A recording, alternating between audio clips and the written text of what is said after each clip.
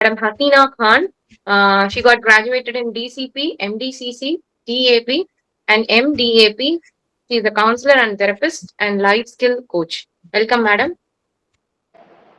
ஏக இறைவனையும் சாந்தியும் சமாதானமும் நம் அனைவரும் மீதும் உண்டாவதாக என்று சொல்லி நான் என்னுடைய ஒரு சில வார்த்தைகளை இங்கே பதிவு பண்ண ஆசைப்படுறேன். நான் இன்னைக்கு சொல்லக்கூடிய தலைப்பு என்ன அப்படின்னு சொன்னேன்னா, மென்டல் ஹெல்த்தோடு இருக்கக்கூடிய ஒரு நெக்ஸ்ட் ஜெனரேஷனை நம்ம உருவாக்க வேண்டிய ஒரு பொறுப்பில் நம் அனைவரும் இருக்குது அப்படின்னு சொல்லக்கூடிய ஒரு விஷயத்தை இங்கே பதிவுபடுத்துறதுக்கு நான் ஆசைப்படுறேன். நான் ஏன் இந்த ஒரு தலைப்பு எடுத்தேன் அப்படின்னு சொன்னேன்னா, இன்னைக்கு நம்மளுடைய சமூகத்தை நான் பார்க்கும்போது நம்ம கிட்ட வரக்கூடிய கிளைண்ட்ஸு மற்றுள்ள ஸ்கூல்ஸு ஸ்டூடெண்ட்ஸ் இதையெல்லாம் பார்க்கும்போது இந்த விஷயத்தை நான் கண்டிப்பாக இந்த ஒரு கன்ஃபர்மேட்டிவ் சென்டர் ஆரம்பிச்சிருக்கக்கூடிய இந்த விஷயத்தில் இந்த இடத்தில் நான் பதிவு பண்ணுறோம் அப்படின்னு சொல்லிட்டு ஆசைப்படுறேன். என்ன அப்படின்னு சொல்லேன்னா, நம்முடைய சமூகம் இன்னும் மனநிலைமையில் ரொம்ப பாதிக்கப்பட்டு இருக்கு. நம்ம அனைவரும் அதை பற்றி தான் பேசிட்டு இருக்கோம்.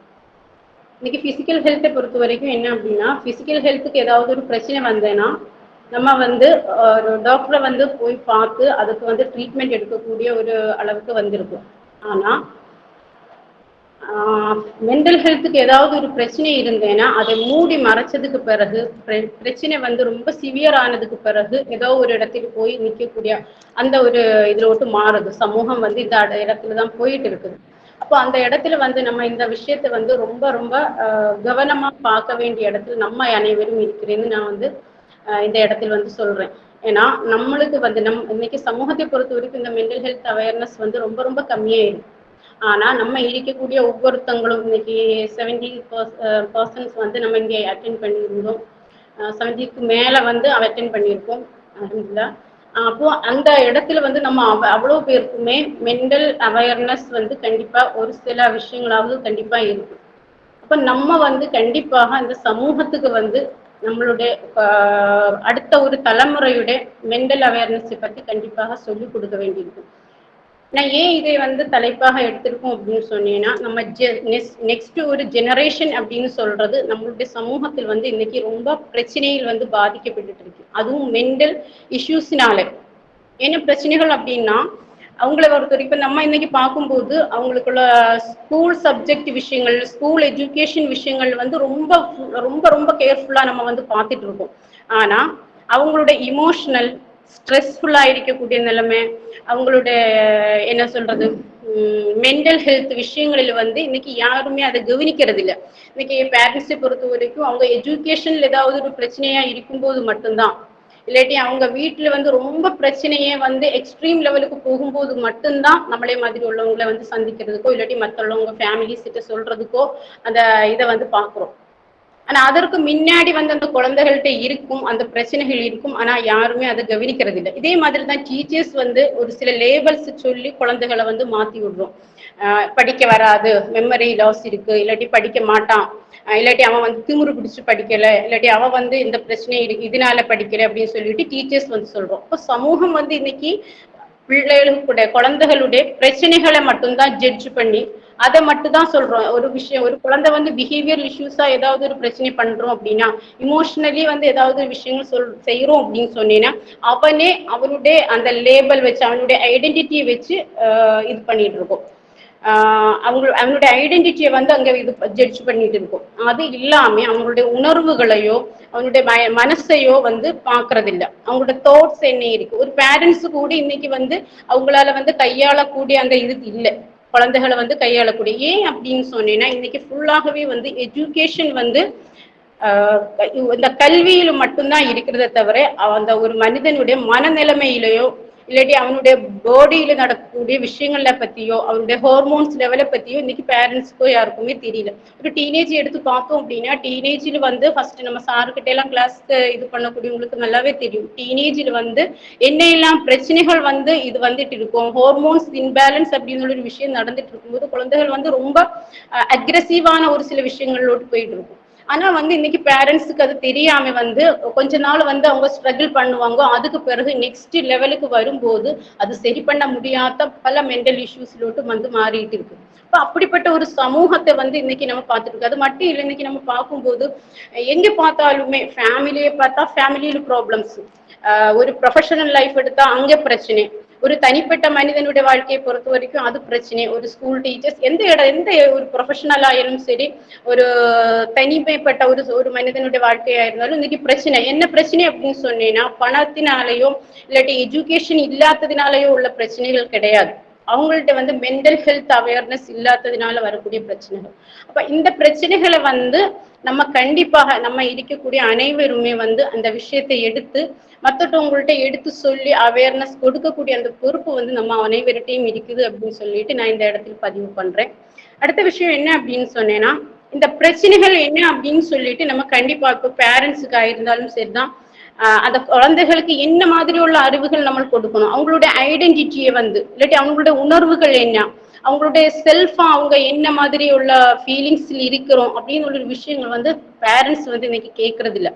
அது மிகப்பெரிய ஒரு பிரச்சனையாக தான் இருக்கிறோம். ஏன்னா பேரண்ட்ஸ் சமூகத்துல வந்து குழந்தைகளே வந்து உருவாக்கக்கூடிய அந்த பொறுப்பில் வந்து ஃபர்ஸ்ட் நாலேஜ் கிடைக்கக்கூடியது வந்து பேரண்ட்ஸ் சைட்ல. ஆனா அந்த பேரண்ட்ஸுக்கும் இன்னைக்கு நாலேஜ் இல்லை. இன்னைக்கு பார்க்கும்போது ஃபேமிலியில் இருக்கக்கூடிய இஷ்யூஸ் எல்லாமே குழந்தைகளை தான் பாதிக்குது, அதிகமா வந்து குழந்தைகளை பாதிக்குது.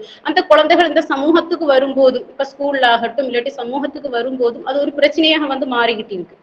அப்ப அந்த இடத்துல வந்து நம்ம அவங்களுக்கு அவேர்னஸ் கொடுக்கணும் அப்படின்னு ஒரு விஷயத்தை நான் வந்து பாக்குறேன். அதே மாதிரி அவங்களுடைய குழந்தைகளுடைய அந்த குழந்தைகளுக்கு என்னதான் மென்டல் இஷ்யூஸ் இல்லாட்டி என்னதான் பிரச்சனை அப்படின்னு சொல்லிட்டு நம்ம வந்து தெளிவாக கொடுக்கணும். ஏன்னா அவங்களுடைய உணர்வுகளில் வரக்கூடிய பாதிப்புகளை அது பேரண்ட்ஸுக்கு வந்து சொல்லிக் கொடுக்கணும். அதே மாதிரி அவங்க ஸ்ட்ரெஸ், எந்த இடத்துல ஸ்ட்ரெஸ் ஆகுறேன், எந்த மாதிரி பிரச்சனைகளை வந்து இது இருக்கு. காலையில எழும்பி ஒரு குழந்தை வந்து ஸ்கூலுக்கு போகலை அப்படின்னு சொன்னேன்னா அந்த பேரண்ட்ஸ் சொல்றது அவங்க ஸ்கூலுக்கு போறதுக்கு மடியா இருக்குது அப்படின்னு சொல்லிட்டு சொல்றோம். ஆனா அந்த குழந்தை அந்த ஸ்கூலில் என்ன அவனுக்கு பிரச்சனை இல்லாட்டி அவளுக்கு என்ன பிரச்சனை அப்படின்னு சொல்லிட்டு கேட்கறது இல்ல. ஏதோ ஒரு கம்பல் பண்ணி என்னது ஒரு அடி கொடுத்து இல்லாட்டி இது பண்ணி ஏதோ ஒரு விஷயத்த சொல்லி எங்க ஸ்கூல்ல விடுறோம்.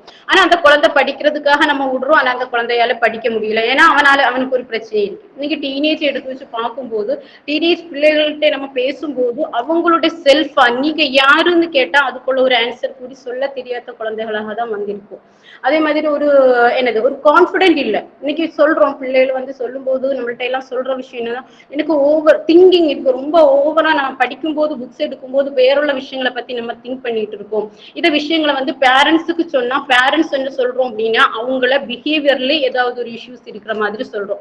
இது வந்து குழந்தைகளுக்கு ஒவ்வொரு நாளும் கொடுக்கக்கூடிய டார்ச்சர் ஆகும் போது, பேரண்ட்ஸ் கொடுக்கக்கூடிய டார்ச்சர் ஆகும் போது அவங்க என்ன ஆகுறது அப்படின்னா மற்றுள்ள விஷயங்கள் ஓகே. இன்னைக்கு எக்ஸாம்பிளுக்கு சொல்ல போறோம் அப்படின்னா ட்ரக்ஸ் அந்த மாதிரி விஷயங்கள் இன்னைக்கு அதிகமா சமூகத்தில் வந்து இது பண்றதுக்கு காரணம் கூடி இன்னைக்கு பேரண்ட்ஸ் கிட்ட வந்து இது இல்லாத அந்த கேர்னாலதான் நான் சொல்லுவேன். ஏன்னா என்கிட்ட வரக்கூடிய கிளைண்ட்ஸ் கிட்ட நான் பேசும்போது அந்த ஒரு விஷயத்த வந்து பதிவு பண்றாங்க. என்னுடைய பேரண்ட்ஸ் வந்து கவனிச்சிருந்தேன், நான் இந்த இஷ்யூஸ் போயிருக்க மாட்டேன் அப்படின்னு.